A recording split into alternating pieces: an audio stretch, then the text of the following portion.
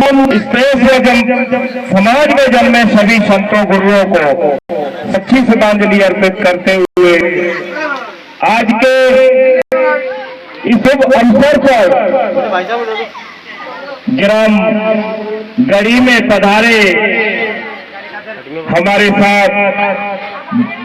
पूर्व जिला पंचायत सदस्य रहे विनोद गौतम जी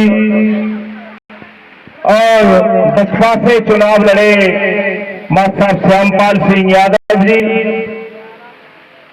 और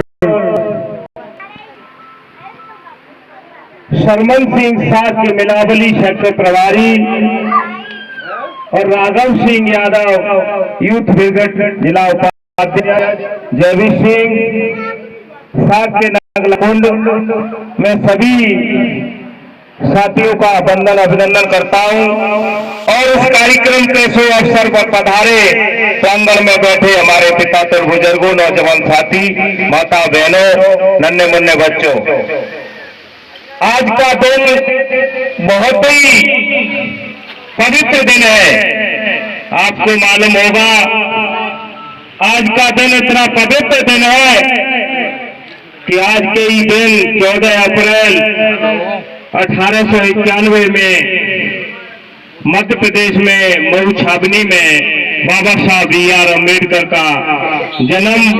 भीमाबाई की कोख से हुआ और माँ भीमाबाई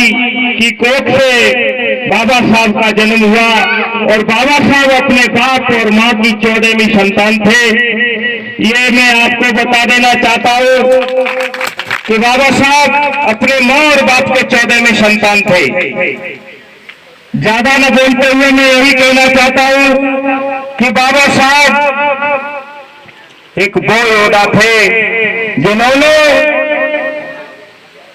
गरीबी में पलकर और गरीबी में पलकर इतना बड़ा कार्य किया कि अंग्रेजी सरकार में, जिस समय हमारे देश में अंग्रेजी हुकूमत थी उससे पहले हमारे देश में मनु व्यवस्था थी और मनु व्यवस्था के आधार पर हमारे देश की व्यवस्था 4 वर्गों में बटी हुई थी। वैश्य, ब्राह्मण, शूद्र, क्षत्रिय 4 वर्ग थे। तो ब्राह्मण का काम पढ़ना और पढ़ाना था, क्षत्रिय का काम इस देश की रक्षा करना, शूद्र और वैश्य का काम था धंधा व्यापार करना और हम और आप 85% जो इस देश के मूल निवासी थे इनको सिर्फ 15 की गुलामी करने के अलावा और कोई दूसरा इनके लिए अधिकार नहीं था। ये मनु व्यवस्था कहती है। इसलिए मैं आपको बता देना चाहता हूं कि बाबा साहब अंग्रेजी सरकार ने ऐसे कोई कार्य किए कि शूद्रों के लिए पढ़ने के अधिकार नहीं थे, लेकिन बाबा साहब को पढ़ने का मौका इसलिए मिल गया कि अंग्रेजी सरकार में शूद्रों के लिए दरवाजे खोले गए। तो बाबा साहब को देश ही नहीं विदेश में पढ़ने का मौका मिला। तो बाबा साहब विदेश से पढ़कर आए तो सबसे पहले बाबा साहब भारत में आए। तो आने के बाद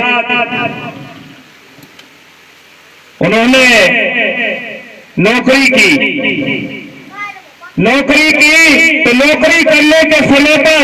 जो उनका चपरासी था वो बाबा साहब को जब रजिस्टर देता था तो दूसरा रजिस्टर दे देता था और देने के बाद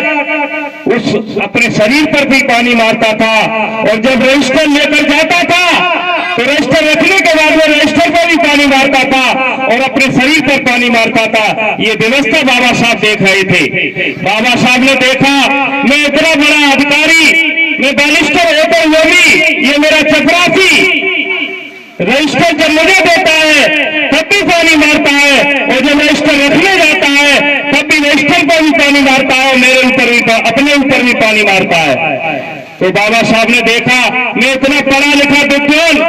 बैरिस्टर होते हुए भी इतना भेदभाव इस समाज में चल रहा है, तो जब मैं इतना पढ़ा लिखा होकर इतना बड़ा भेदभाव मेरे साथ किया जा रहा है तो जमीन पर रहने वाले हमारे गरीब लोगों की स्थिति क्या होगी। तो बाबा साहब ने उसी दिन प्रण कर लिया मैं अब नौकरी नहीं करूंगा, बाबा साहब ने तय कर लिया मैं नौकरी नहीं करूंगा, मैं समाज के लिए दो कार्य करूंगा कि ये पानी मारने की प्रथा है मैं इसे खत्म करके ही छोड़ूंगा, एक दिन में से खत्म करके छोड़ूंगा। तो बाबा साहब ने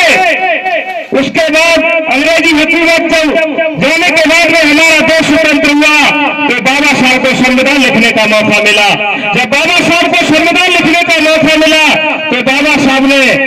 उस संविधान में हमें वोट का अधिकार दिया। बाबा साहब ने कहा मैं देखा है कि हमारे सूत्रों में कितना षड्यंत्र झेला है, तो बाबा साहब ने तय कर लिया मैं अपने सूत्रों को 2 वोट का अधिकार दूंगा। बाबा साहब ने कहा जो दबे कुचले वंचित लोग हैं उन्हें 2 वोट का अधिकार मिलना चाहिए। तो इतने कहने पर हमारे देश के जो राष्ट्रपिता थे महात्मा गांधी, उन्होंने पुणे में जाकर के अनशन किया और अनशन करने से बैठ गए और कह दिया आप सूत्रों को 2 वोट का अधिकार दोगे तो मैं प्राण हत्या कर लूंगा। तो बाबा साहब ने सोचा कि बाबा साहब की जो पत्नी थी रमाबाई के पास सब लोग गए कि आप बाबा साहब को संभालिए, अगर बाबा साहब उठ जाएंगे तो ये महात्मा गांधी बच रहे हैं, अगर बाबा साहब नहीं रखते हैं तो महात्मा गांधी मर जाएंगे। तो रमाबाई से जाकर रिक्वेस्ट किया कि आप बाबा साहब को रोकिए। तो बाबा साहब से रमाबाई ने कहा कि आप सूत्रों को 2 वोट का अधिकार न दें, 1 वोट का अधिकार दें, ये लोग महात्मा गांधी मर जाएंगे। तो जाकर के बाबा साहब से रमाबाई ने कहा कि आप अब ऐसा मत करिए, महात्मा गांधी मर जाएंगे। तो जाकर के बाबा साहब ने महात्मा गांधी जी का अनशन तोड़ा और कहा महात्मा गांधी जी अब मैं 2 वोट का अधिकार सूत्रों को नहीं दूंगा, लेकिन मैं अब 1 वोट का अधिकार तो दूंगा, चाहे राजा हो या रानी हो, कोई भी हो, चाहे भिखारी हो, कोई भी हो, सबको 1 वोट का अधिकार दूंगा। बाबा साहब ने कह दिया कि अब राजा रानी के पेट से पैदा नहीं होगा, अब गरीब जनता की अंगूठा की चोट से पैदा होगा।